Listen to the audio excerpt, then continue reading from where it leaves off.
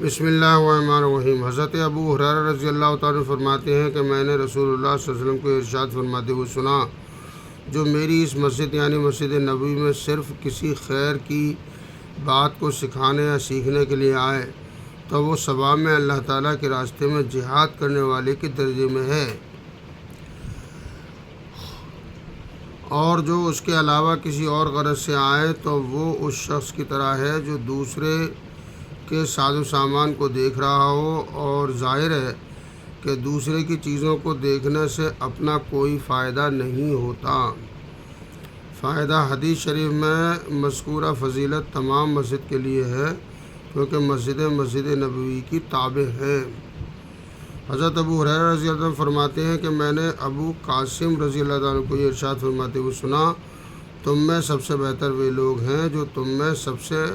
اچھے اخلاق والے ہیں، جبکہ ساتھ ساتھ میں ان میں دین کی سمجھ بھی ہو۔ حضرت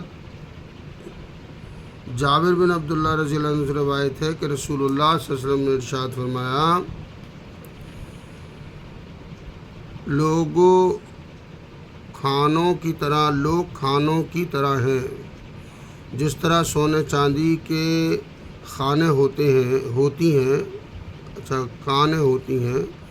جو لوگ اسلام لانے سے پہلے بہتر رہے وہ لوگ اسلام کے زمانے میں بھی بہتر ہیں، جبکہ ان میں دین کی سمجھ ہو۔ فائدہ، اس حدیث شریف میں انسانوں کو خانوں کے ساتھ تشبیہ دی گئی ہے، جس طرح مختلف خانوں میں مختلف معدنیات ہوتی ہیں، بعض زیادہ قیمتی جیسے سونا چاندی، بعض کم قیمتی جیسے چونا اور کوئلہ۔ اسی طرح مختلف انسانوں میں مختلف عادتیں اور صفتیں ہوتی ہیں، جن کی وجہ سے بعض اونچے درجے کے ہوتے ہیں اور بعض کم درجے کے ہوتے ہیں۔ پھر جس طرح سونا چاندی جب تک کان میں پڑا رہتا ہے اس کی قیمت وہ نہیں ہوتی جو کان میں نکلنے کے بعد ہوتی ہے، اسی طرح جب تک آدمی کفر اور ظلمت میں چھپا رہتا ہے، خواہ اس کے اندر کتنی ہی سخاوت ہو، کتنی ہی شجاعت ہو، اس کی وہ قیمت نہیں ہوتی جو اسلام لانے کے بعد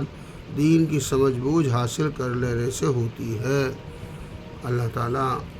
ہماری صلاحیتوں کو صحیح جگہ لگنے کی توفیق عطا فرمائے۔